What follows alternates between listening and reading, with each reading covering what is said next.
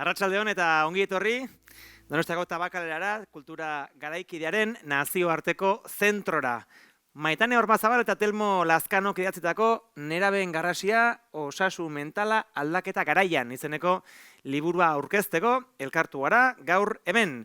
Alberdania argitaletxearekin elkarlanean sortu duten liburuan nerabeen buru osasunaren munduan murgildu dira Telmo eta Maitane. Gaur egungo mundu ikuspegitik gai honi aurre egiteko erraminta praktikoak proposatuz.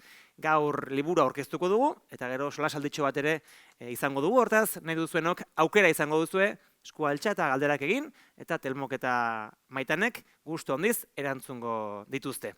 Hortaz, has gaitezen, eman dizaiegun txalo bat Maitane eta Telmori.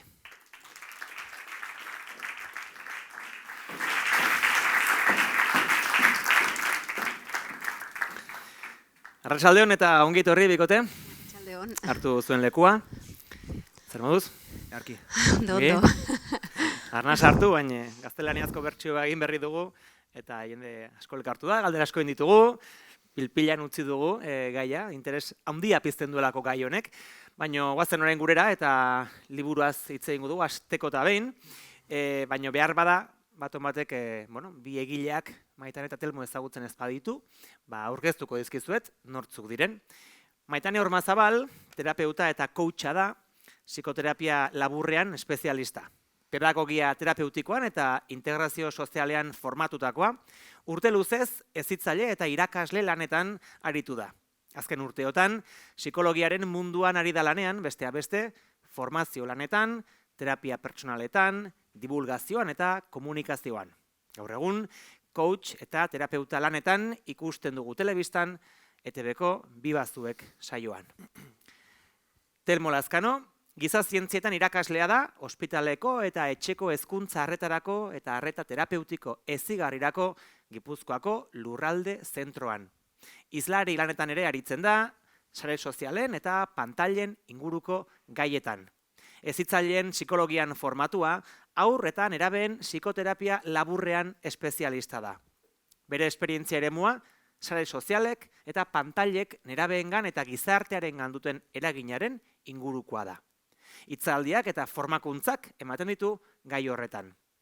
Eusko Jaurlaritzako osasun sailak sari bat eman dio 2022-2024 urteetan Euskadin adikzioen inguruan egindako praktikarik onenarengatik, No Phone Challenge proiektuagatik.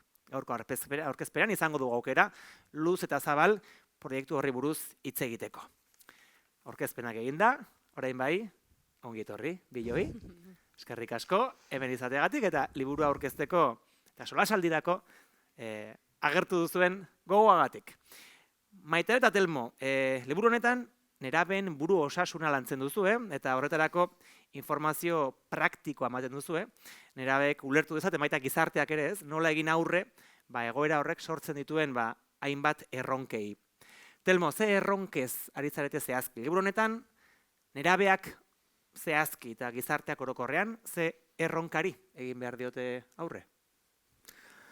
Anitza dira, erronka horiek eta konplexuak, baina laburtuta, zango nuke, azkenengo hamarkadatik ona, mugikorrarekiko dugun harremana, osasuntxua izatetik oso urrun daola, alde batetik, eta bestetik, neraben artean diteula, inoiz izan ez diteun osasun mental arazoak. Eta bi erronka, hoiei nolabait argi pixkat jartzera, eta erantzun posibleak, tresnak, eta erantzunak ematera dator. Liburu hau, aldan neurri holistikoenean. Bi zati ditu liburua, lehenengoan zuk epatutako analisi eta pixkat panoramaren egoeraren zehaztapen bat egiten duzue, eta gero berriz bigarren zatian proposamen zehatzak aipatzen dituzue, egoera horrietan nola egin aurre. Maitane, zergatik antolatu nahi izan duzu liburua bi zati horietan? Bi zati hauek garrantzi handia daukate, lehengoak ezagutu barra daukagu zer daukagun gure eskutartean, ezagutu gabe ezin dugu erantzun bat eman, orduan bai guretzako garrantzitsua izan da datuak bilatu, profesional desberdinekin gelditu, eta datu horiek jakitea beharrezkoa da, zergatik, behar duguna da ezagutza bat izan, mugikorra zer dan jakiteko. Eta ezagutza horretik egia da gu datuetan gelditu beharrean bakarrik, ez? Eta datuak latzak dira, baina datuen dramatismoan gelditu beharrean, hori ikusi, kontzientzia hartu eta erantzun bat ematea izan da gure helburuetako bat. Orduan, liburuaren beste alderdi bada, praktikotasun, erramienta, pausotxo horiek ematea izan da gure helburu. Ze teoria hori, eta orain zer egin gabe, erantzun gabe, pixkat ahul gelditzen zen. Orduan, bai kontzientzia hori hartzea, datuen gordintasuna jaso, eta jasotzen dugunean erantzun hori eman alizatea. Orduan, guretzako oso garrantzitsua izan da, bizati hauek egotea. Sartuko gara berehala, liburuaren mamian eta aztertuko ditugu zehatzago zuek bildutakoak hemen, baina aurrez eta beharra da hasteko. Zuek pertsonalki egin duzuen lan guzti honengatik jasotako datuetatik, egindako hausnarketetatik, plazaratzen dituzuen proposamenetatik, sortu duzuen lan honetatik, zer da garrantzitsuena, Telmo? Galdera polita alatza. Labur bilduta esango nuke, liburuan aurkituko duzuen gai bakoitzari eman zaion jorratzeko modua nabarmenduko nuke. Izan ere, modu holistiko baten saiatu gara gai konplexu hauek lantzen, eta holistikotasun hau ulertu behar dugu ondorengo erara, eta bai gure jakintza eta esperientzia pertsonal eta profesionaletik jaio den arren, evidentzia zientifiko handi baten errebisioaren ondorez dator, liburu hau, 100 ikerketa baino gehiago landu ditugu, baita ere, profesional askorekin bildu gara, irakasle, hezitzaile, osasun mental langile askorekin, eta tresna eta erramienta anitz plazaratu ditugu. Baina zerbaitekin geratuko anitz, izango litzateke azkanengo laugarren oinarri hau. Eta da, nerabe askorekin elkartu garela, eta beraien ahotsa jaso dugula liburu hontan alde batetik, eta bestetik osasun mental arazoak dituzten pertsona askorekin bildu garela, eta beraien eskuz idatzi dituzte, zer sentitzen zuten pasarte ilun horietan, ahotsa jarri diote iluntasun horri, argia ere bai, eta beraz, lau zutabe hauek nire ustetan, egin dutena da, gai oso konplexu hauek, modu holistiko batean, beharrezkoa den zabaldura hori emanez, lantzea. Eta nire ustez, zileitasunez, horri emango nioke garrantzia handiena. Bai, hemen gure kontzientzia edo helburutako bat izan da konturatzea pixka bat teknologia gure gaurko mundua azkar hau, zenbat aurreratzen nahi dan, lehen mugikor bat eta gaur egun mugikorra, eta hemendik 10 urtetara ze izango danez, ze azkar doan, eta konturatu bargea gure barne garapena ez doala bat. Kanpotik asko garatzen ari gea, baino barrutik ez da garapen hori eman. Eta liburuaren helburu hauetako bat izango zen, pixka bat amildegi hori, dagon distantzia ordan jende asko erortzen nahi da, erortzen ari gera, orduan distantzia hori pixka bat elkartu eta parekatuago juteko. Ze bestela arriskutsua izan daiteke, eta da, eta gure liburuaren helburua bai izan da erantzun hori ematea, eta Telmok ondo esan duen bezala modu integral batean, niretzat aukera izatea, mugikorrari buruz hitz egiten nahi geanean, adikzio bati hitz egiten nahi geanean, mundu emozional eta osasun mental horri bere kabida, bere lekua ematea, niretzako berria da, ze orain arte bai egon da joera bat hori tapatu, isildu ez, garrasi hoiei ezaia hotsa eman, eta orain, egia da arazo guzti honek ekarri dula pixka bat beste erlerdi guzti hori ateratzea. Eta nik aipatu nahiko nuke, Telmok esan duen bezala testigantzak egondia, eta gaur bertan testigantza idatzi duen depresioa duen pertsona batek gaur hemen egon naizon, baina ezin zon momentu honetan prozesu zail batean dago, ezin izan du liburua jaso ere ez, orduan, bueno, beraien esperientzi bizipen guzti horrei hautsa jartzeak, zentzua ematen dio guztiari. Egia da, azken aldian, azken urteotan zorionez buru osasunaz, osasun mentalaz geroz eta gehiago hitz egiten dela, apuru txikiagoa ematen digu denborarekin, psikologaren gana joaten garela esatea, edota erabidetan, familian, eskoletan ez hitz egiten da, osasun mentalaz ez. Hala ere, kuriosoa da, gaur egun, Maitane, nerabeek inoizko mailarik altunetan daukatela, ez da?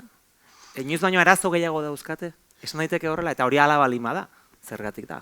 Bai, egia da, eta datuak daude, eta mugikorra ikusten da dela faktore handi bat hori eragiten duna, baina egia da ere, hau badatorrela, denbora badator, nerabeak garrasi urteak daramatzate egiten, eta ez zaie entzun, eta karo, orain pantaiak gure aurrean, ez, estanda egin diguten unean, denok eraman dugu sorpresa handi bat, ez, ikusten pantaraien atzean dagoen gazte horrek ze sufrimendua duen gaur egun.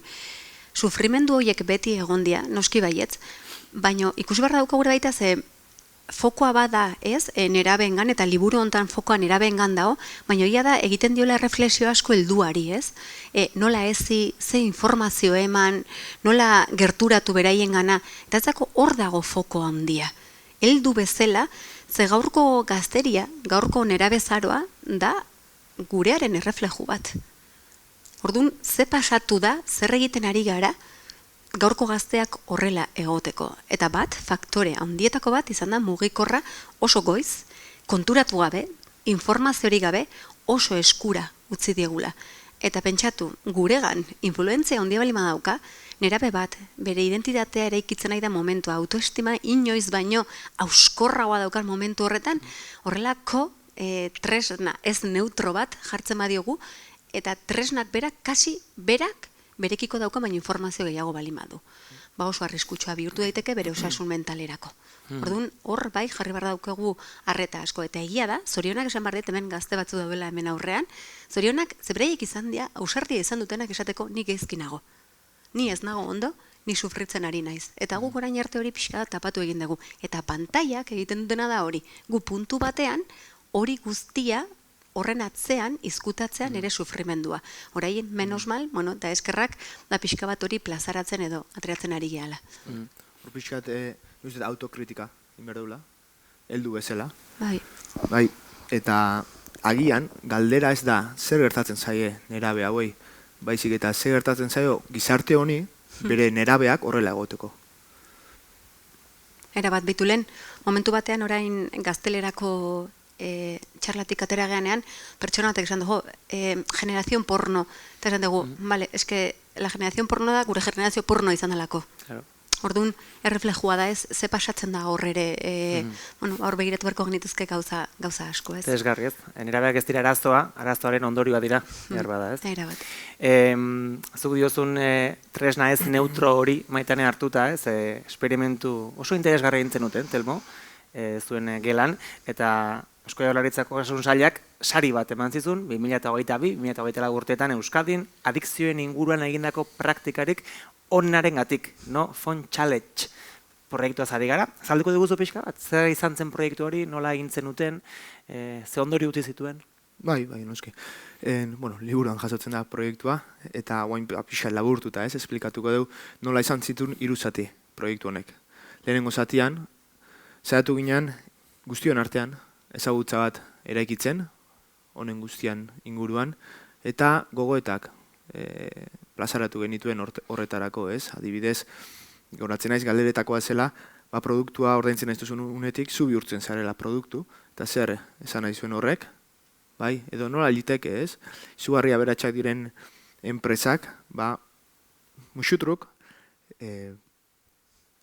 oso garestia diren aplikazioak sortu eta gure eskura ustea, une oro, toki guztietan, edo haratago joanik nola liteke zerbait musutruk eskainita enpresa hauek inoiz baino aberatsago bihurtzea.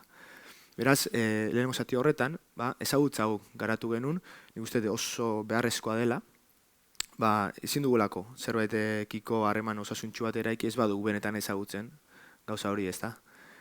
Orduan bigarrengo atalera egin genuen salto, eta iritzi kritiko hori jorratzen saiatu ginen. Eta horretarako, zeuden, galdera ezberdinak, gogoetara bultzatzen zutenak, ez? Ea, filtro estetikoak debekatu behartzean, adibidez, askotan ez, atatzen dugu selfie bat gure buruai eta gure gurasoei edo oso gertuko den norbaiti erakusteko ez dugu filtrorik erakusten edo erabiltzen, ez? Baina saretara igotzen dugunen ordun bai. Eta zerri erantzuten dio horri, logika du. Filtroa zertako erabiltzen dugu, ezagutzen ez gaituen norbait impresionatzeko. Etzan iritzi bat sartzea, baizik eta horren inguruan behaiek gogoeta egitea, ez? Eta lehenengo atala eta bigarrena irakurri ondoren ikusi nuen gehiengoak ezagutza eta kritikotasun sendo bat eraikia zuela, eta beraz hirugarrengoari eman genion bide. Eta hirugarrengoa zen pixkat ikasgelan genuena bizitzan sartzea. Eta ordura arte jorratutako guztia benetan praktikara eramatea, eta beraz erronka botanien eta astebetez utzi genuen zuzendaritzan giltzapian gure mugikorrak, gure esaten dut, behekin egin nun bat, eta egunerokoat idatzi genuen, aste horretan zehar, ikusten ez, jasotzen ze gertatu zen, nola sentitu ginen, nola erantzun genuen sentipen horiei, eta bar luze bat ez. Eta hor, igual maila akademikoan argiago azaltzen diren sintomatologiak ikusi genituen, jaso genituen, hasiera batean ez, asteburuan zehar, bereziki agostegunean hasi zen, sentitu zuten arazoak lo egiterako orduan, pentsamendu intrusiboak, ez egiten aspermenarekin nola jokatu, deseroso edo sentimendu desenkorrak hasi ziren sentitzen, eta nolabait esateko ez zeuden bat ere eroso. Antsitate atake txikiak bizi izan zituzten gutxi batzuk, urduritasuna, haserrekor, baina bitu gertatu zen 3. 4. egunetik aurrera, eta orokorrean askoz ere lasaiago hasi ziren sentitzen. Hobetu egiten zuten lo, atentzioa klasean nabarmen hobetu zen, eta etxean askoz ere gehiago konektatu zuten elkarrekin, baita lagunen artean, eta 5-6 ordu ematen bazituzten mugikorrarekin, lehen horrek esan nahi du mugikorri gabe, beste 5-6 ordu zituztela. Eta ohitura osasuntsuetan hasi ziren denbora hori inbertitzen, eta gogoratzen ditut, paseatzera jutia, iluna barra ikustea jun, da ez grabatzea, liburu bat irakurtzen hasi edo amonarekin pasa ez, igandea, eta inoiz ez bezala konektatzea.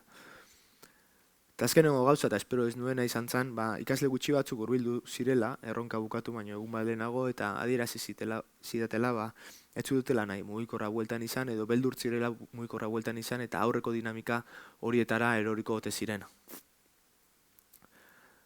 Noski mugikorra bueltan eman esien, eta proiektua bukatu zen, ohitura osasuntsu batzuk, eta tresnak plazaratuz ez. Hortik hilabete gutxi batzuetara, gaia berriz ere plazaratu zen, eta nik uste izugarrizko ikasketa eman zidatela, ikasle hauek, izan ere horietako gutxi batzuek, beraien denbora, mugikorraren denbora erabilera erdira murriztua zuten, beraien kabuz, izan zutelako ezagutza bat, eta tresna eta erraminta ezberdinak hori aurrera eramateko. Askotan galdetu izan didate, nun dagoen horren guztiaren gakoa, eta horren inguruan hausnarketa egin ondoren, esango nuke inork ez duela gustuko entzutea zer egin behar duen, eta debekatzea askotan egitea bultzatzen duela, batez ere nera ezaroan. Baina ez guk, ez beraiek ez dute nahi inorren produktu izan nahi, ez dute nahi manipulatuak izan, eta ez dute nahi beraien bizitza pantalla baten aurrean eman. Nire ikasleetako batek esan zuen, badirudi mugikorra nire partez ari dela, nire bizitza bizitzen.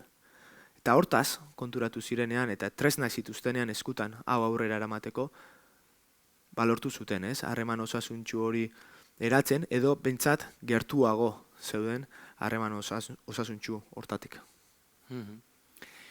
Esan duzuenagatik dagoeneko garbi dago, eta gauza jakina da adin oso goiztiarretan telefono mugikorra emateak ondori badaukala, persona horrengan. Zuek nerabez ari zarete liburuan, eta jakina nerabek ere nola erabili, nola kudeatu eurek, ingurukoek, hori, bueno, erpin askoko gaia da, eta galdera zuzena botako dizuet, erantzuteko nahi duzuen bezala. Ze eragin dauka? Nerabe batengan telefono mugikorrak. Nik, Telmo, gauzaz bakarri nahi dut esan, hontan, Telmori orain entzuten, gizarte honetan badago kurrikulun ofizial bat, ez? Egia da, esaten diguten, gutxi gora bera, ez digun horrek markatzen zer izan behar dugun bizitan, baina badago kurrikulun okulto bat, hor atzekaldean, ez hemen atzekaletik deno daukaguna, eta esaten ez dana. Eta mobiak mugikorrean kurrikulun okulto ideal hori dago hemen goran. Hemen goran. Ni goratzen naiz, orain zuri entzuten ikasleen adibideakin, nik eukin on terapian, aste santutan, 20 urteko neska bat, antxetate atake ikaragarri batekin, bere lagun guztiak Dubaiera zehoztelako eta bera ez. Eta beraz egon, sare sozialetatik ikusten, nola bere kuadria guztia, eta esan nion, ni 20 urtetan kasi abeltzizketatik ez neon aterata. Beitu, bereien kanon ideal hori nun dagon. Izan bardezu, 20 urte, ez dakize proiektu, ez dakin nora bideia egin, ez dakize fisiko euki ordun, egia da inorrek ez digula esaten, ez, ideal hori dagonik, baina badago. Eta mugikorrak ekarri duna da hori, zelentzuk zure referentak zure gertukoak zian. Jasta, hor, ez, egia da, honek iriki digu, onerako eta txarrerako. Baina eskekaro, iriki digu hainbestera, ideal hori oso arriskutsua bihurtu dela. Eta horrek gure autoestiman, baina bai gazte eta bai heldui, minik aragarria egin dezake. Bai, erabat. Bueno, Maitane komentatuarekin bat, eta Josebaren galderari erantzunez, ondorioak nik uste garrantzitsuena dela modu holistiko edo integral batean jasotzea. Ze, neme golpean ez, izan daiteke denbora galtzea. Baina aratago dijoa. Maila kognitiboan, emozionalean, konduktualean, osasun mentalean, eragin zuzena du, mugikorraren erabilerako iztiar hau eta zutsu hau. Adibide anitz, jasoko dituzue, edo izango dituzue eskura liburuan, baina gaur hemen laburtuz asko komentatuko ditugu pare bat. Eta horretako bat da, adibidez, nola gure ekintzetan eragina duten mugikorrontatik jasotako input guzti horiek. Dakizuenez, ziurrenik, pornografiarekin lehenengo kontaktua 9 urtetara jetxi da, baina ez da bilaketa, hautatutako bilaketa bat ten ondorio izan, baizik eta aurkitu egin dute. Pop-ups eta bannersen bitartez. Eta lehen begi kolpean, agian burura etorri daitezkeen lehenengo ondorio ez gain, hau da sexuaren inguruan eraiki dezaketen kontzeptuaren baitan, osasun mentaleko profesionalek argi eta garbi adierazten ari dira, kontaktu oso goiztiar hau dagoela atzean edo faktore nagusienetako bat dela, ulertzeko ezoikoa diren bortxaketen askundean berdinen artekoak. Bai, nerabeen artean ematen ari den askundeen atzean dagoen faktore nagusienetako bat dela pornografiaren kontaktu oso goiztiar hau. Beraz, ondorioak latzak dira, ez dira nola nahi hartzekoak, eta modu maila oso desberdinetan ematen ari dira. Eta aipatu dituten ondorioak dira kontsumo beretik datozenak. Baina ez ditzagun ahaztu kontsumo horren ondorioz, bai? Hau da, 5-6 ordu horretan ematearen ondorioz sortzen direnak. Eta da, guk euk, baina batez ere gure nerabeak, ikasten eskolan edo lanean 6 ordu ematen badituzte, beste hainbeste edo gehiago lotan eta jaten, kontuak ez dute ematen. Beraz, ari dira oso lagungarriak diren jarduerei denbora kentzen, izan irakurketa, izan kirola, izan artea, izan sormena, eta batez ere, hauxe, gure harremanak. Ikusiko duzuen bezala, osasun mental arazoen atzean dagoena faktore amankomun nagusienetako bat da, bakardade sentimendu oso handi bat, neraben artean. Eta oso arriskutsua da. Bai, hor deserrotze bat egoten da, eta aislamendu emozional bat daukate, orduan horrek eragina handia dauka, zezuk zerbaiten parte sentitzen mazea, errexago da momentu zaietan, parte atzean horretan, apoio askatzen edo egoten, baina garo, pantaila baten atzean, bali mazaude, ordu asko horratzean, eta emozionalki pantaila horrek eman dizunaren arabera, ez, jokatu bali madezu, horrek bere arriskuak dauzka. Nik izan dut personalki zortea liburu irakurtzeko, eta personalki, ausartuko naiz, bi iruzkin txiki egitera zuen aurrean, alde batetik, asko gustatu zait liburua bera idatzi izana. Alegia, lehenengoz, osasun mentala, buru osasuna, nerabena eta telefono mugikorrak nola uztartu dituzuen, ez? Ze modu errexean eta ulergarrian eman duzen hori aditzera, eta gero batez ere ze proposamen zehatzak egin dituzuen, hezitzaile, guraso, laguntzaile askorentzat baliagarrak izan daitezkenak, ezta? Egora horietan zer egin jakin ahal izateko, 10 urteko haur batek aita mugikorra nahi dut esaten duenen, ez? Adibidez kasu horietakoren batean, ze aukera dauden, ez? Iruditzen zait pixkat inflexio puntu bat ere badela, hau, gai honen inguruan egin diren material guztien artean, ez dakit Maitan ezuk hola bizi duzun? Bai, gure helburuetako bat hori izan da, datuak, ez? Liburuaren lehenengo alderdiak datuak dauzka, kontziente egiteko zer daukagun gure eskutartean, jabetza hori izateko, baina baita ere, ze bestela geditu gaitezke orain datu dramatismoen, sentsazionalismoan puntu batean ere, eta hemen garrantzitsua da orain datuak hauek dira, errealitate hau da, gordina da, segurazki okerrago jarriko da, oraindikan ere, baina guazen erantzunak ematera orain gaur gertatzen ari danari. Orduan, guretzat bai izan da euskarri bat erantzunak eman ahal izatea orain gertatzen ari dan guzti honi. Ze bestela, datu eta makarrik gelditzen magea, berriro gaude, ez? Esango ganduken geldi, paralizatuta gelditzen gea, eta honei erantzun bat eman bartzaio, eta nerabek eskatzen digute heldu oigaina, erantzun bat ematera, ze beraiek ezin dute oraingoz erantzun bat eman, egin dutena da, bultzatzaile bezala erantzun hori emateko, egiten nahi dien bezala. Orduan guri tokatzen zaigu orain, garraxi hori hartu, eta gu heldu bezala, herramienta batzuekin, honei erantzun bat ematea. Eta gure helburua bai izan da, bi aspektu hauek batera gotea, baita ere mugikorra, osasun mentala, emozioak, ze beti egonda ohitura dena zatitu, banatu, eta guk Lentelmok esaten zen bezala, era holistikoa guretzako garrantzitsua da, ze pertsona bat ikusi barra daukagu bere osotasunean, pertsona batek ekintza bat egiten duen momentuan, begiratu barra daukagu atzekaldean daukan historio guzti hori, orduan guretzako bai izan da pixkat historio hori hobeto ulertzeko sortu den liburu bat. Telmo? Bai, erabat ados, Maitan erekin, liburu hau idazterakoan, bai, bibliografia anitza, aztertu dugu, eta askotan izan dugun sentsazioa izan da, eta orain zer. Eta nik uste dut horrek eraman gaituela, pixkat hori erantzutera gure liburuan. Bai, guk ez dugu nahi irakurleak galdera hori egin eta utxune bat izatea bueltan.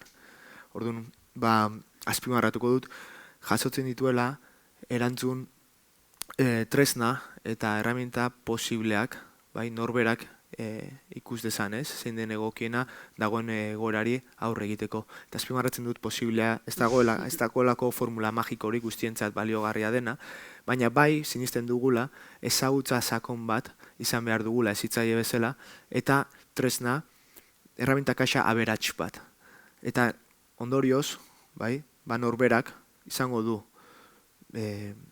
autua, ze tresna erabili, duen egoerari ahalik eta ondoen aurre egiteko.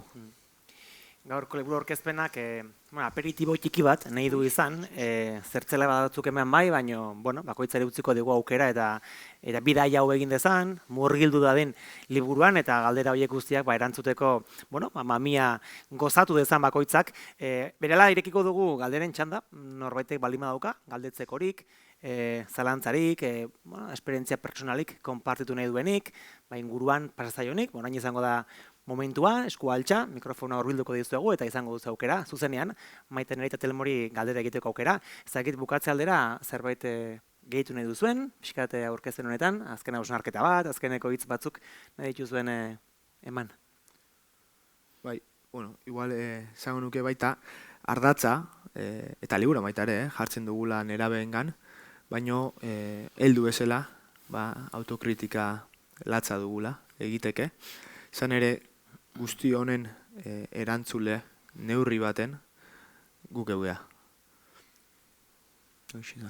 Bai, netzako ere hitza jartza da urteetako garrasi bati, orain inoiz baino garrasi handiagoa bihurtu dan garrasi bati, entzun egin bar dugu, baina benetan entzun, ez juizioa egin, entzutea behar dute, ikaragarri gogoa daukate hitz egiteko, ikaragarri gogoa daukate gauzak aldatzeko, ze gaur egun egia da esaten dan, zekuk datuak eman ditugu, dramatikoak dira, badaukate bere kutsu impactantea, baina orain egin behar duguna itxaropenetik eta hezkuntzatik, hezkuntza esan ez hezkuntza sistematik, bakoitzaren hezkuntza, bakoitzaren kaja herramienta hori hartuta, nola erantzun, benetan gertatzen nahi dani ze behar gaituzte, inoiz baino gehiago, beti behar gaituzte, baina orain gontan inoiz baino gehiago, orduan hartu behar diegu serio, umore puntu batetikan ere eta konexio hortatikan, baina serio hartu behar ditugu.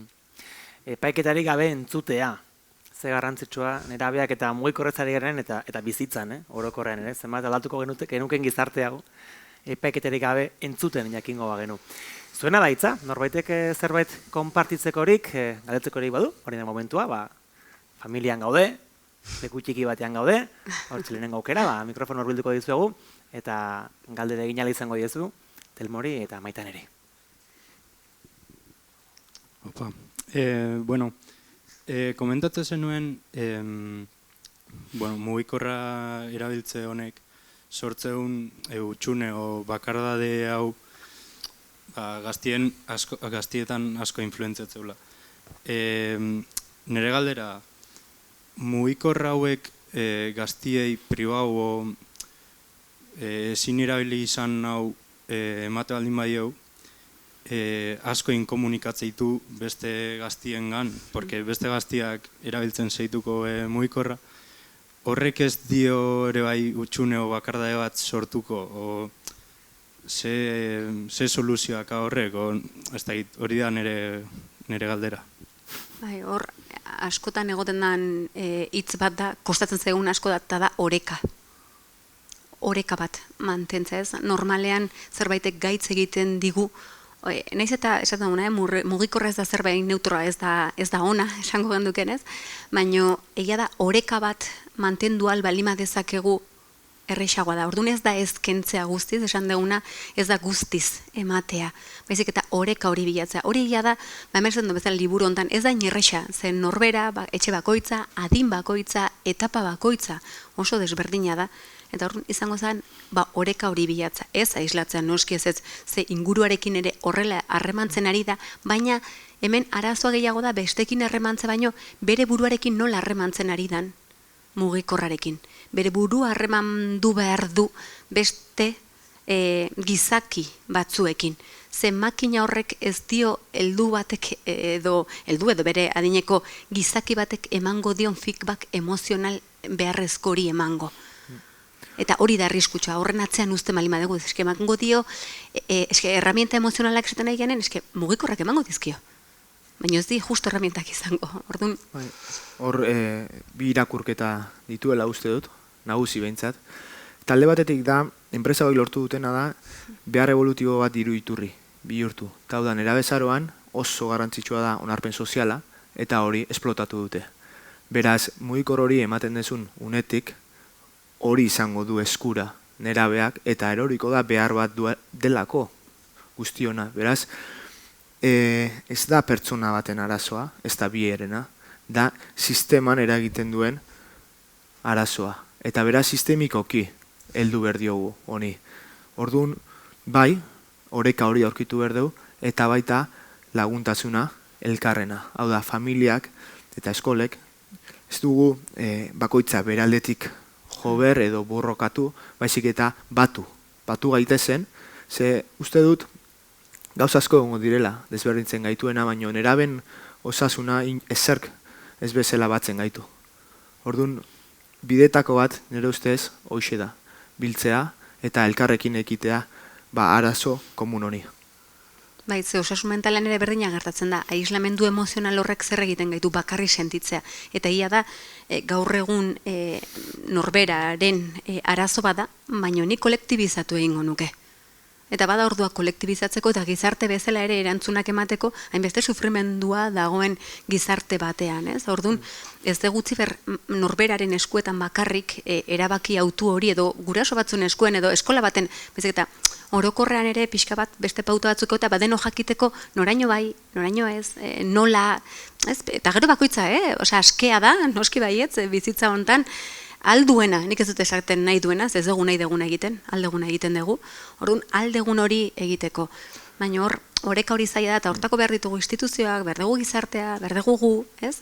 Beraiek hor daude, beraiek badaude, askotan da gu ez gaudenak. Zer pentsatu ematen du, ez? Inoiz baino konektatua gauden Bai. gizarte honetan, inoiz baino bakartiago sentitzea. Eta batez ere neraben artean. Ez da kasualitatea, da kausalitatea, eta xe azaltzen dugu, liburu honetan. Bai, zure. Batzalden. Txalean. Zu leno erderaz hitzegun duzunean, esan dizu ja amasea zela, Bai. eta jozu mutiko bat, nik galdera bat nahi zurenin. Zuk harrapatzen baduzu zure semia 10-12 urtekin, 9 urtekin, pornua ikusten, zein izango zen zure aurkezpena? Zeran esplikako duzune behai? Zeatikan ikusten duen, o zeat? Lehenko egingo nukena da, ni heldu bezala gogoratu beradinarekin zein kietudeak nauzkan. Ze hori ahaztu egiten zaigu asko. Gu normalean, beste pertsona baten aurrean kolokatzen geha gu orain gehainetikan. Ni orain, maitanen naiz, 40 urte dauzkat, baina jetxibarde pixka bat bere mailara eta ikusi nik bere momentuan zein kietudeak nauzkan. Hor, guraso bezala badakit oso zaila dela, edo ezitzaile bezala, baina bai egon da momentu baten nire bildur guzti hori kontenitu beharra daukat momentu horretan. Eta eseri behar naiz, esango genuken berekin konektatu nahian. Eta hasiera batean entzun, galdetu, ui behitu, ikusi dut hau ikusten naizela, zer dau, eta hor, niri asko gustatzen zaiz, eta gu hasi beharren berari interrogatorio polizial bat egiten zeuroitura da hori, ez? Gure beldurrak nahi du informazio guzti hori, hortik hasi beharren galdetu berari. Zer da hau? Ze ikusten naizea? Berari pasa, jakiteko zuk pixka bat, bera zen mailatan dagoen. Zer gero, igual hasten zea gehiegi, datu gehiegi ematen, igual gutxiegi ez diozu seri hartzen orduan, guazen galdetzea berari. Baina gu normalen hor momentu hortan, edo aserreak, edo beldurrak, edo, ez? Eta da, kendu mobila hemendik aurrea, ez dakizte, pitipin, eta da, a ber, guazen, bere eskura mobila utzi duen pertsona, ni, lehenengoa ni. Orduan hartu beharra daukat erantzun kizun hori, eta berekin, berari galdetu, eta gero hor, inkonbaitu, bizitza zer ikusi daukaera bat galdera inkomodoak eta konversazio inkomodoak izatetik. Eta mugikorrak adibidez kentzen dugu hori. Guraso bezala, ezitzaile bezala, galdera inkomodo asko.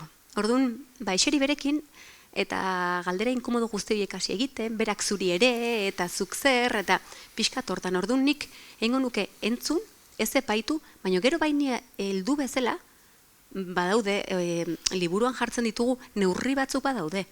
Badaude, nik adibidez nire semearen mugikorra ikusi dezaket. Badaki ze aplikazio gestatitun, badaki nunda bilen argazki bat konpartitzen badu, nik ikusi dezaket beraz argazki konpartitzen nahi dan. Badaude, erramienta onak ere ez, atera dienak egin dezakeguna gu pixka bat beregi laguntzeko hori gestionatzen. Takit erantzun dizuten hortikan, zaila da, Nik pentsatzet eskolan ja txiki-txikitatik asignatura bat esan bezala. Bai, zurekin erabata. Eta inorrez ez du ematen. Bai, ez da. Eta, bre, 10 urteko mutiko batei ez zuzure erantzun. Bai, bere mailan. Bere mailan. Bai. Ostekekin gehiago. Eske gertatzen da. Behaz urtekin hori ikustea, eurentzagoe xok bezala. Bai, bitu guk, pasatu zitzaigun ikasle batekin aurreko urtean, eukizola brote psikotiko bat, bideo bat ikusi zon, bortxaketa bat zegoen eta burruka mota bat ere. Osea, biak zituen bideoak. Eta hainbesteko xoka hartu zon, brote psikotik bat eman ziola, medikatu berri izan zuen, gero buelta eman zion, baina hain impactantea bere garuna ez dago prestori ikusteko. Eta Telmoklen esan duen bezala, eske hor, inbertitu eginda eta kontu zibilargia. Ez da beak bere esplorazioan normal, pornografia edo seksualitateari buruz zerbait bilatzea. Berak daukalako inquietudeak, berak nahi dulako. Ez. Eske, badaki adina daukan mugikorrak, mugikorreko aplikazioa eta teknologia hauek erabiltzen dituztenak, badaki adin dagon, badaki ze konversazio izan dituzten arratsaldean beraiek batera daudenean. Eta ordun, bitu nun azaltzen zaion, eta berak, bere oraindikan behar bat esango genduken, edo nezesidade bat ikusi gabe, jamaten zaio. Karo, orduan ja, ez da bere behar bat, bere autoesplorazio bat, bere autoezagutza, da ja, aurretik bere, ze batzuk, 10 urtekin hasiko die, bestatzuk 15ekin, bestatzuk 18, bakoitzak gehan bezala. Horrek aurreratu egiten du, baina asignaturarena, bai, noski bai ez, hori mugikorrarena eta asko izango zien. Oso garrantzia edutzen zaitzeatik. Ja, eurak ulertzen kutzen dira, esplikazioa ondo. Bai, bakarrik... Esklabizatua bezala batea, esklabizatua bezala porduan, eta eurentzako leheno esan dizuna. Bosto zein gutiko bate emakumea... Normaltzat.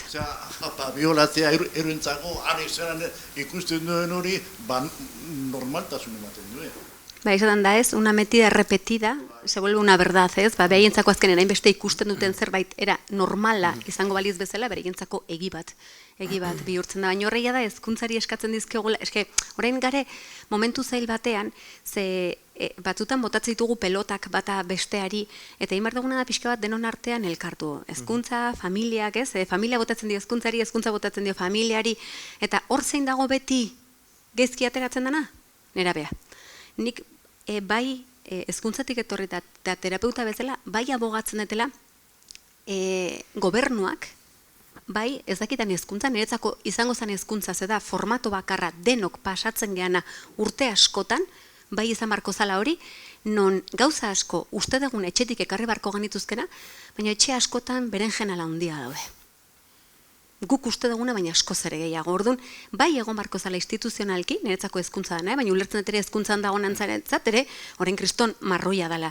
Baina bai behar dugu zerbait formalagoa, non sexualitatea, mugikorra, emozioak, leku askotara, eta ez izatea terapiara jutea, psikiatrarena jutea, bai, noski bai ez, baina bai bestera batera hori bermatzea.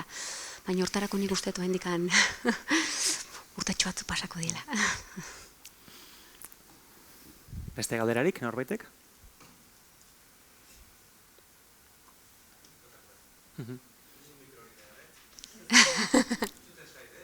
Hai.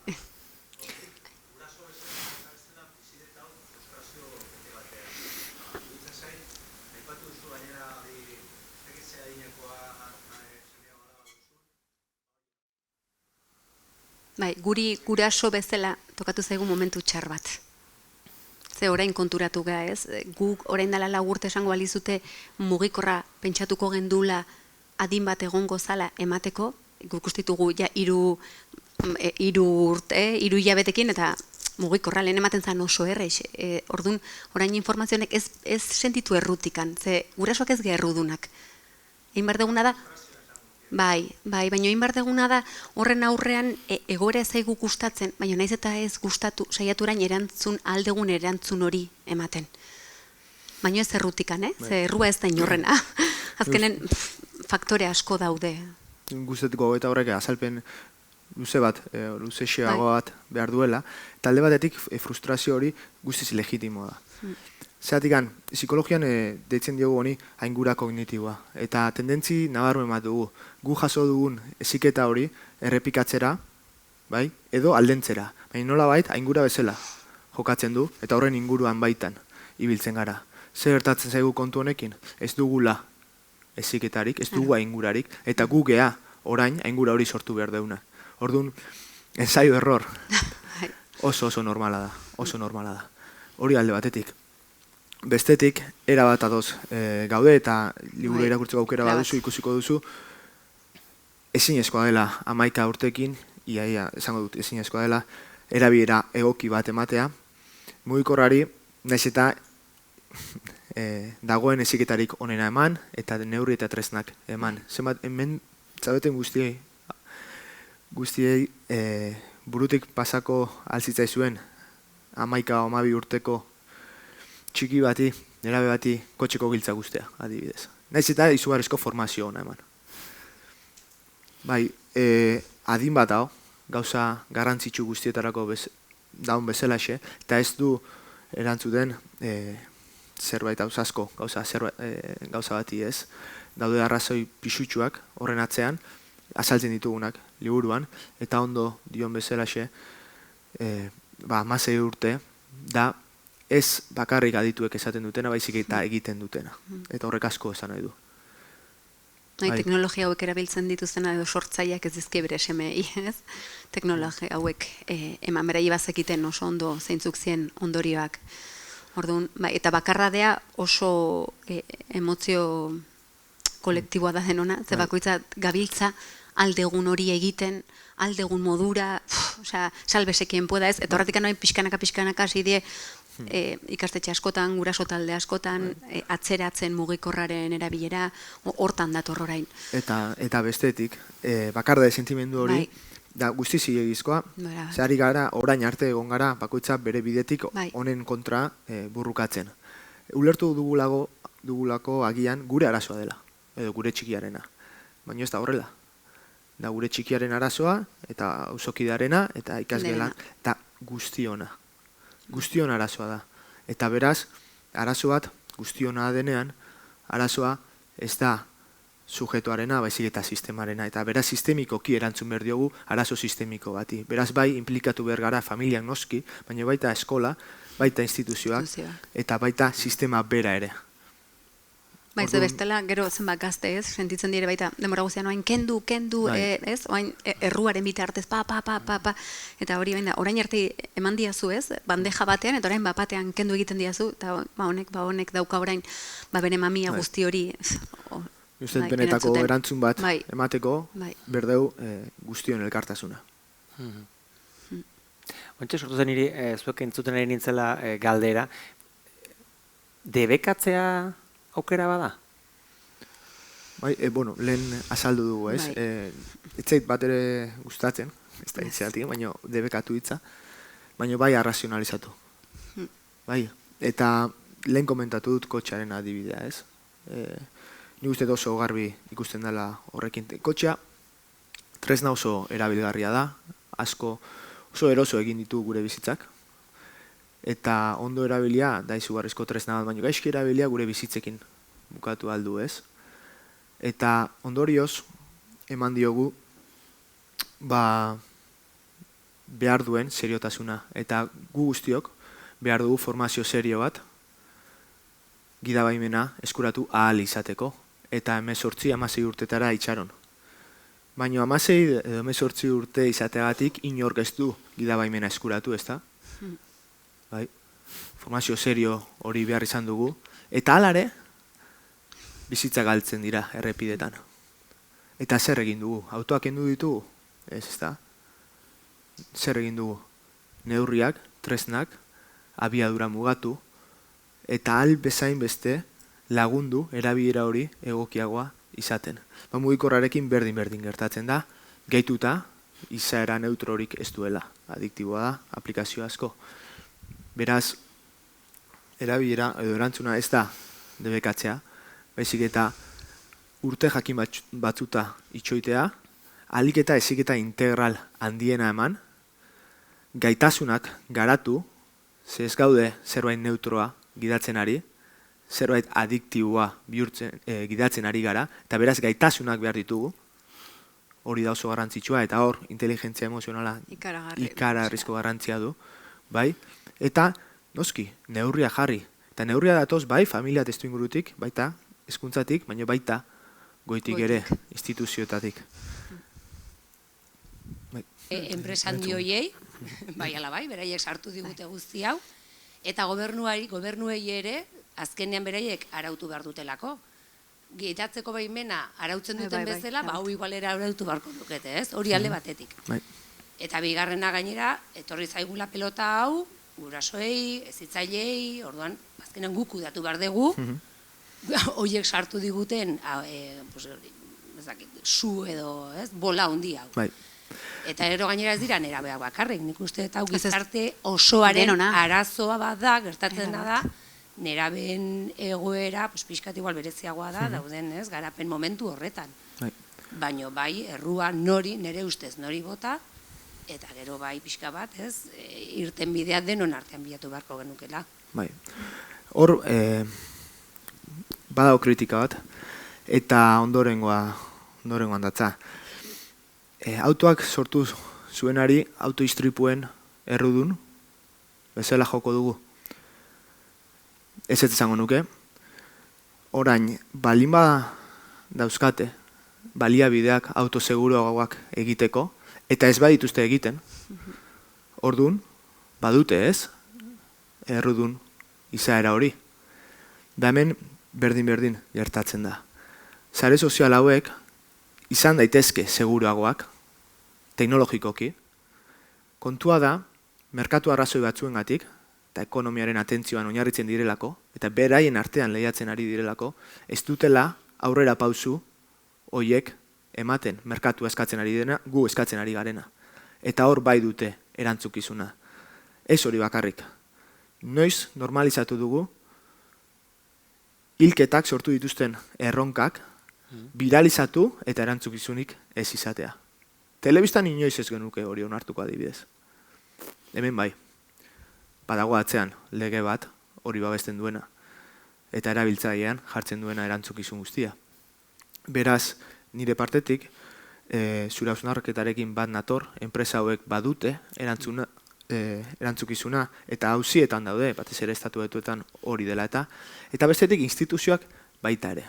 Zergatik, liburu honetan, atal batzutan salatzen duguna, ez delako maila akademikoan dakikun zerbait, ez delako maila epistemologikoan ematen delako zerbait, baizik eta enpresa hauek dituzten informe internoetan onartua izan delako. Eta adibide bat emango dut, eta hori da Meta. Facebook 2020an informe interno bat izan zuen bere eskutan, eta Francis Haugenek eman zuen argitara, etika departamentuko zuzendari ohia, noski gaur egun. Journal Wall Streetek plazaratu zuen, eta beste datu askoren artean, ondorengoa plazaratu zuen informe hark. Estatu batuen neraben artean, nesken artean, bere buruaz beste egiteko arrazoien artean, 6ak Instagramen aplikazioari egokitzen. Zion, erresuma batuan, zifra hori 13%ra igotzen zen. Kontuan izan, 2,9 mila milioi erabiltzaile aktibo dituela Facebookek gaur egun. Eta ez hori bakarrik, 132ak bere gorputz itxuraren desitxuraketa bultzatzen zuela aitortu zuen Instagramen erabilerak. Beraz, ez da pertsona batek, ikerketa batek, edo herrialdetan ikusten den dinamika bat, baizik eta bai eta beraiek onartzen duten zerbait. Orduan, zerbait oso larriaren aurrean gaude. Egia da denbora behar izan dugula errealitate hau ikusten, 10 bat urte, ez da gutxi, baina hemen dago. Eta oso pozgarria da horren beste jende, hemen gaur ikustea, izan ere aldaketarako lehenengo pausua dela kontzientzia. Kontzientzia eta elkartasuna. Eta hori, nik uste dut, badagoela eta geroz eta gehiago. Orduan, bai, beti gora egin beharreko iraultza bat izango da zentzu honetan, zoritxarrez, baino emango diogu buelta, nik uste dut. Bai, hemen osasun mentalarekin berdina gertatzen da, ze berdina gertatzen zaigu. Norbaitek depresio bat balima du, bakarrik bere erantzunkizunaren gain jarri da. Edo esan da, ez dezu nahi, ez zehain indartsua, ez? Eta sistema berak ere askotan eramaten balima gaitu bizi ezin degun modelo batetara bizitzera.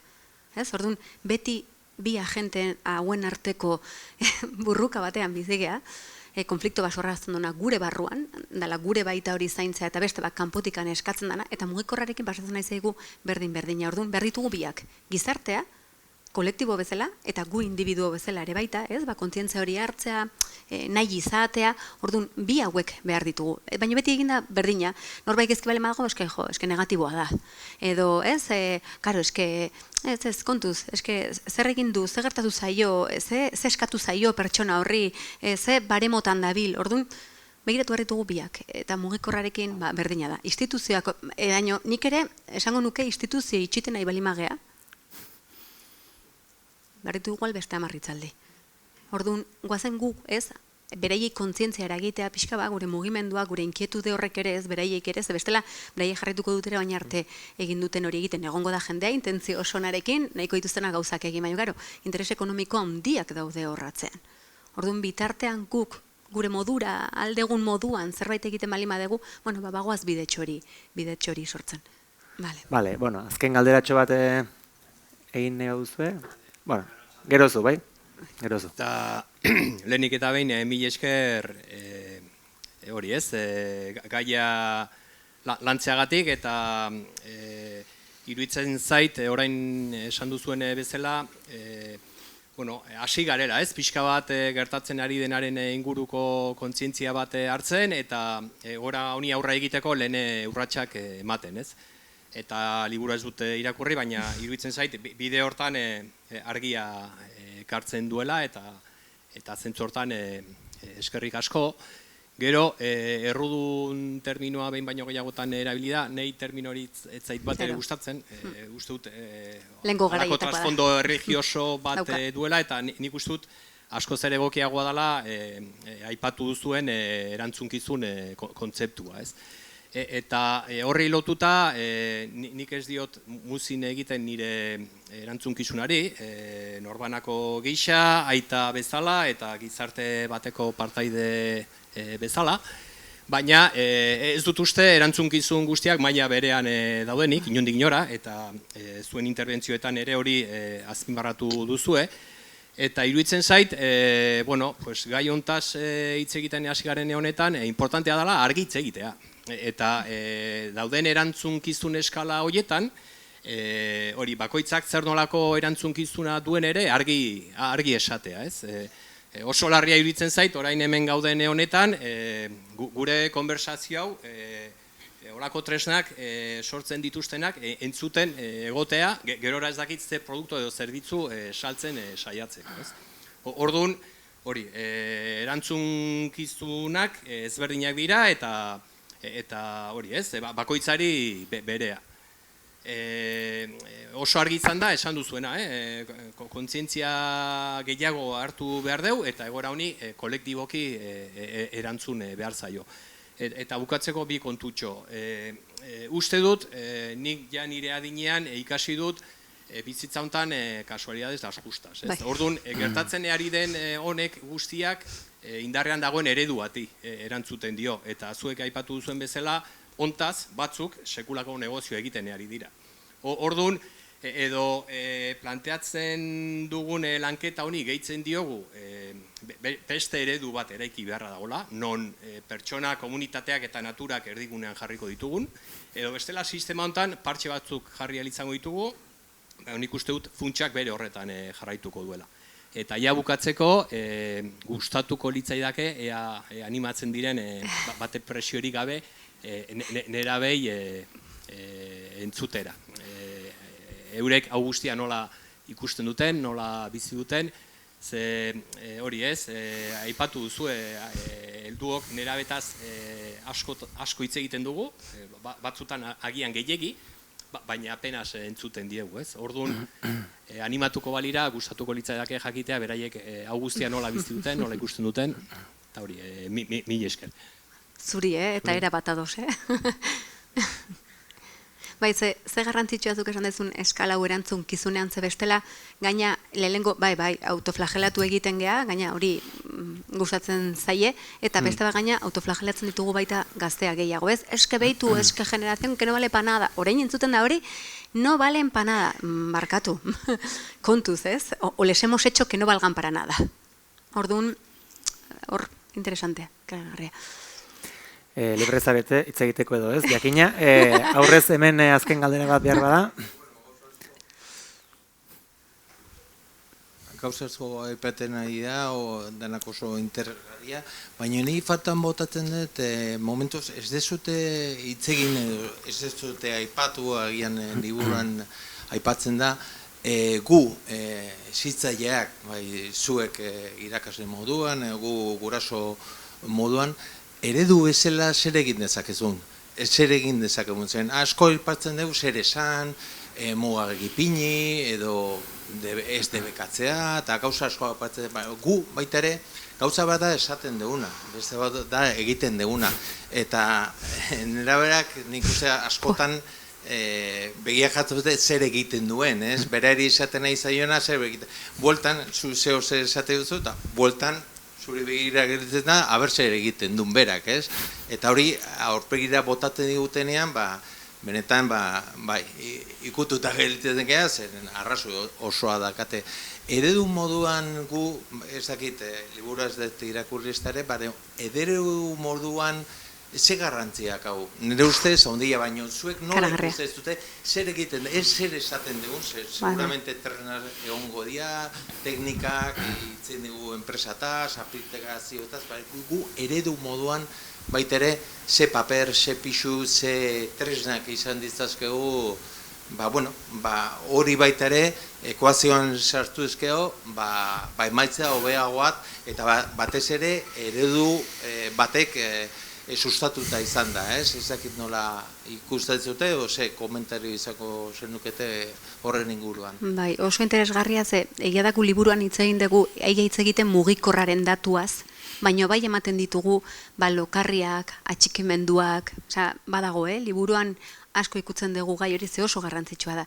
Zen erabeak daukaten gaitasun bada radar bat diela, eta gure inkoherentziak harrapatzen dituzterla horrela. Eta eskerrak, zori daki zartu behago bat sortzeko.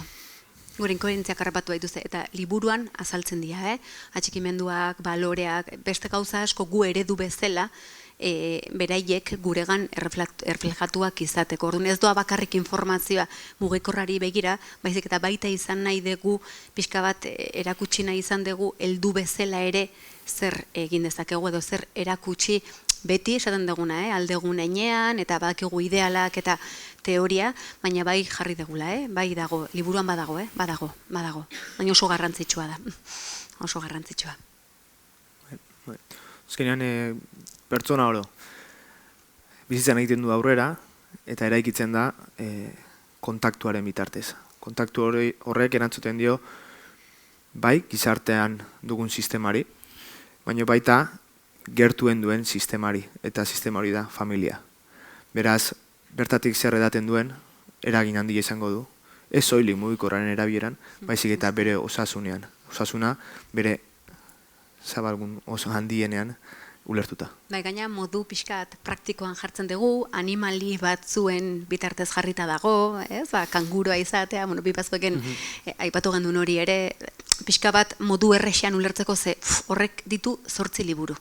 Bai, liburua erabat dibulgatiboa da, Hoi da, orduan, horrek ditu 8 liburu, orduan, bai da, era batean, baina ez, esan duguna, erduntasunetik ez begiratzeko, inundik inoa kontrako esatea, ama, egun osoan hau, kanguro bat bezala, hemen barrun, nerek sartuta, ez, kanpora eta pixkat autorreflexiorako bezala.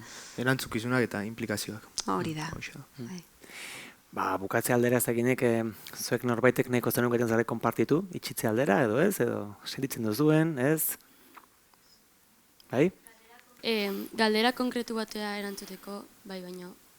Maitanek adibidez, uste oso ondo englobadula guk sentitze duguna, eta hori. Galdera konkretuta erantzuteko ni prest nago, baino danai buruz hitz egiteko. Zer da, zuek sentitzen duzuena? Hori, nik uste ni adibidez ez naiz bate ulertuta sentiu, nera bebezela. Oain gaur egun bai, ja 17 urte dauzketi 18 eta nire prozesu egin dut. Baina egia da igual 14 urte nauzkela eta justo tokaziten kuarentena 14 urtekin bizitzie eta nik uste oso edade txarra zala kuarentena pasatzeko. Eta tean itzenin kuarentenatik hori sentitzen itzen inkomprendida bezala, eta hor banekien mobilek ez zitela bate laguntzen, azkenin egon ginelako 2 hilabete entzerrauta estimulo gehiagi jasotzen. Ze TikTok, Instagram da horiek ematizkigu estimulo gehiagi, eta guk nire amak eta pasadeben nera bezarue nerekin konparatze, eta ikustet behaiek etzekibela nik dakiten guztie munduen dauden gauza idealoiei buruz, eta orduan ezintzebela bizitza idealizatu bat ikusi baina ez hainbeste bizitza idealizatu, eta nik hori esanti dut, eta hori uste izan dela gogorrena. Baina hain proiektu horri esker, kontzientzia hartu dut eta gauza asko alda ditut. Datu garrantzitsua eman dezun, ja helduon mundu korrikalari honetan, ahaztu zaigulaia hori pasatu dezuela. Eta momentu hortan, zuen euskarri handienetako bat mugikorra izan zen. Ikasi zen duten ordenagailuen bitartez, mugikorra izan zen. Ezin zen duten besteekin egon. Erruaren emozioa sartu zitzaizuen barruraino, eta hemen ni berotu egiten naiz gai honekin zenik, ikusten ez zenbat nerabe zegeizki pasatzen ari den terapian, eta kontzientzia hartuko balimagendun, benetan, ze mezu jaso duten, eta hor, Telmo, zurekin komentatuta daukat ere, hor behitu, psikiatra batekin egiten dugun formazioetan, berak beti esaten du, betu pandemia ostean 2 gauza gertatu dira gazteekin. Eta delengoa da, ze ez da bakarrik 3 hilabete izan, eske 2 urte izan dezue, bai ez kendu jarri jun, etorri ona, berriro, gehi, eriotzen errespontsabilidadea zuen gainean ezartzen. Eta hori da pixu bat, que lastras toda la vida. Eta terapeutikoki hitz egiten nahi ganen, hori da ikaragarrizko errua. Orduan, pasatzen die 2 gauza, zu txakur bati, 2 urtez, kaiola baten barruan sartuta eukitzen bali madiozu, 2 tendentzia eukiko ditu orokorrean. Beti egongo dira eszepzioak, esan dugun ez dago norma general bat. Baina lehengoa da, bat eiatea iriki, y se va a comer hasta lo que no está visto. Eta zeingo du, bera agresibidade guzti hori, orain gertatzen nahi den asko dela, agresibidade ikaragarriakin, beste jatera juntze, hainbesteko mina dauka, 2 urte retenituta sentitzen den guztia. Eta kontrakoa, orain bizitzara ateratzea esate dizunen, ala orain, ate irikita, sala la vida. Eta esate dizuna, eskendik ezan nahi kaiola ontetik atea. Ze bildurra ematen dio, kaiolatik ateratzeak. Orduan, zuena ere bada generazio bat, hori bizizan duna, eta gu ez gala konturatu, bai fisikoki zaindu beharra genituzkola gauza asko, hemen inorrek ez ulertzeko gaizki, baina ez da inungo momentuan zuen osasun mentala zaindu. Eta horrek ekarri behar ditu ondori batzuk, oraindik ikusi ez ditugunak. Baina jaztu dugu, ez edatu hori ikusten dituzuen notizietan? Ikustezu eskolatan hori tratatzen? Ez, terapian da horrela. Ze 2 urte horiek mugikorrari pegatuta eta jendearekin hortik bakarrik erlazionatzen, horrek ere aislamendu soziala handi bat ekarri dut. Horrek badauka bere, hasik eskerrik asko jaio kartzagatik honetan. Telmo? Guztiet ezin dela hau betu, azaldu. Bueno, azken galdera bat, honekin itxiko dugu. Pentsatu nahi nun gertutzeola, hitz egin dugula pila bat mugaz, muga jartzeaz, baina, eta neurriak, eta nola sustatzen dugun erabeengan iritzi kritikoa. Eta plantatzen, gertatzen zaizkien gauzei, eta esaten, bueno, honeaino, ni beste gauza bat nahi dut, o beste gauza bat behar dut. Nola laguntzen ditu. Oso garrantzitsu hori, Ni uste, lehen da bizi, aukera ematen. Zer badirudi aspertuta gauden momentu orotan, irten bidea belaxe deula, ez? Mugikorrak ez du hausnarketarako toki eta denbora gehiagir ikusten. Eta beraz, lehenengo pausetako bat, uste dut, hori izango litzatekeela, mugikorretik pixkat alden du. Eta bestetik, lehen uste dut aipatu dudala, bere mailara, jetxi, ez hitz egin irakasle autoritate hortatik edo aita edo ama autoritate hortatik eta juizio hori gabe aztertu ditzagun implikazioak, erantzukizunak eta zer dugun bion artean, esku artean, ze baizuk, bai berak, ziur nago harreman osasuntsu bat nahi duzuela aurrera eraman. Eta nik uste gakoetako bat dela bat egitea horretan. Eta motivazio intrinseko hori nolabait aurkitzea. Orduan, zentzu horretan, zango nuke ez da bat ere erreza, baina bai bi bide diteula horretan lagungarri. Bata, aukera hori eman, hausnarketarako, bestea lagundu hausnarketa horretan. Baita, beraien espiritu kritiko hori ona dala ikusi. Ze urte batzuk egon dia hori txartzat hartu degula, kendu diegu ahotsa deixente, eta orain nahi dugu berriro beraiek ahotsa hartzea. Ez diegu erakutsi espiritu kritiko hori kendu eginda, ez? Orain emozioak, asarraren emozioak, konfliktoak, gauza guztiak oso gezk ikusi die gizartean, eta egin ditugu saiatu geha horiek alik eta azkarren kendu konpondu, hor daude, hor dator, espiritu kritiko bat etortzen da ezin egonetik, ez? Nik sentitzen duten hortatik errebelatzen, eta hori pixka bat gizarte honetan isildu edo, ez? Fama txarra hartu du. Ona danean, ez? Beren neurrian, noski bai ez denak bezala. Orduan pixka bat berriro voltatu barra daukagu espazio, ez? Autokritika sanoa, eta gizartea bultzatzeko herramienta beraie daukatelako. Askoz energia, orain beraie daukateko baino askoz ere gehiago. Garrantzitsua.